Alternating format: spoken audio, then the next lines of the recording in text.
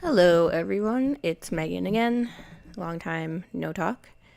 So basically, what happened was technical difficulties are assholes, and my computer and Audacity.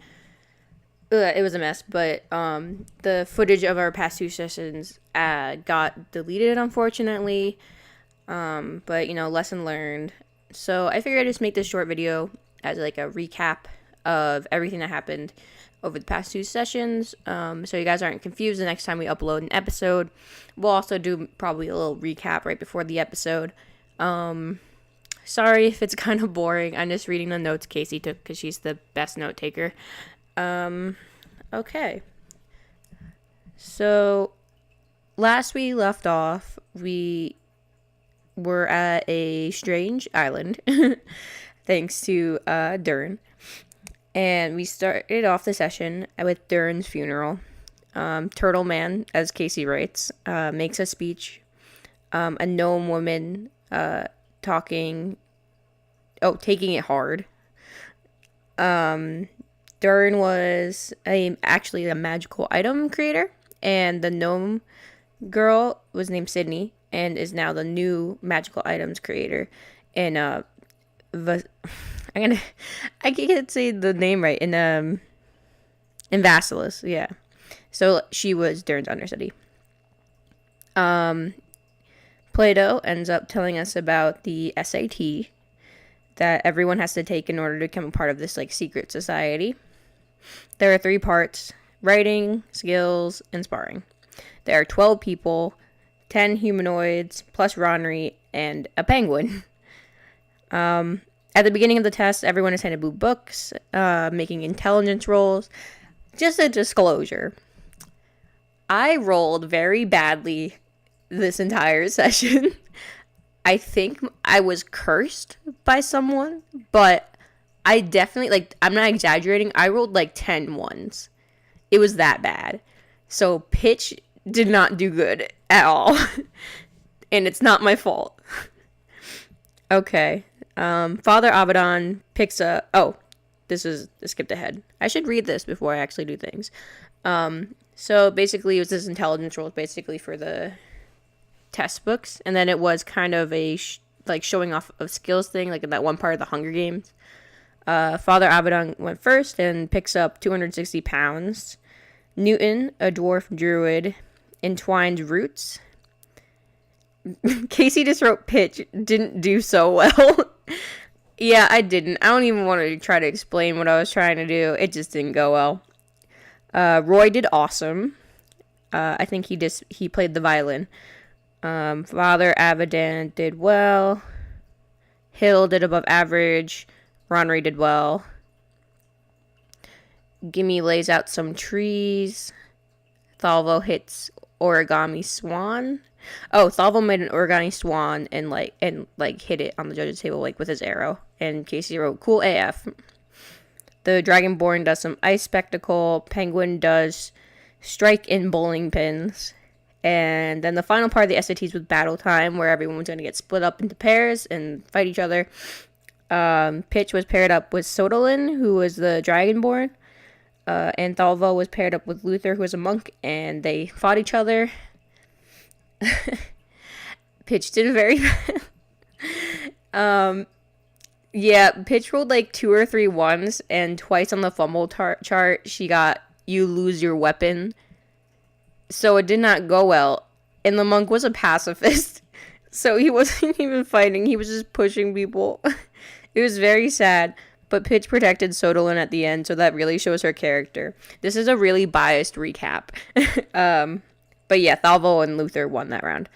Next up, it was Hill and Phil Ryan, who was the drow from the previous episode, versus Roy and Gimme, who is the half-orc that Thalvo liked. And at this point... Oh, I forgot to explain this. CJ gave us character sheets so we could play the NPCs. So it's a little more interactive, and some of us didn't have to sit out for long stretches of time. So Katie was playing Sodalin, and I think Spencer was playing Luther. And in this one, I played Phil Ryan, who's a fighter, and I think Jordan played Gimme. Was it Jordan? I don't remember. It was someone. And basically, what was funny is that Gimme has like an opposite rage. So when she uses her rage, she actually gets smaller but a lot smarter. And Thalvo ended up just not liking that. So no more love interest. Sorry, OTP. And Roy and Gimme actually won that round. And then it was Father Abadan and Scott, who was the penguin, who I think Jordan played, versus Ronry and Newton, who I played. It says that Ronry surrendered. I think at one point he just kind of gave up. And Father Abadan and Scott win. And then after that, we found out who passed and who failed. So the people who passed were Father Abadan, Roy, Gimme, Phil Ryan, Hill, Newton, Pitch, Ronry, and Thalvo.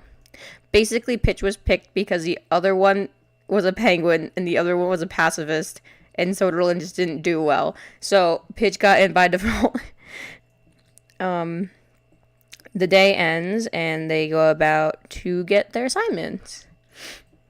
They run into an Aarakocra, who is a kind of bird creature, who is there, and kind of like Gregorius's bodyguard.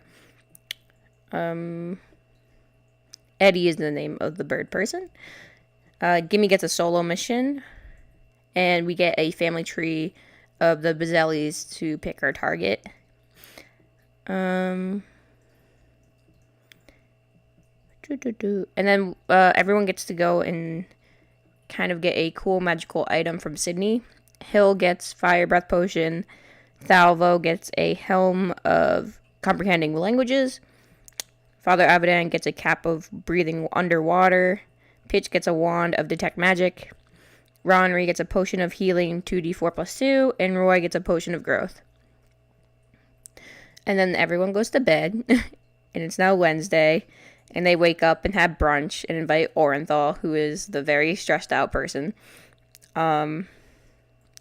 Pitch visits Sydney again, and they kind of talk about death a little bit. And I think Pitch picked up a potion.